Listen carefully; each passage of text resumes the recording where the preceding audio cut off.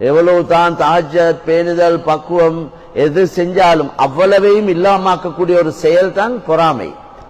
அல் ஹசத் யஅகுலுல் ஹஸனாத் கமா தஅகுலுன் நாரு அல் ஹதப்.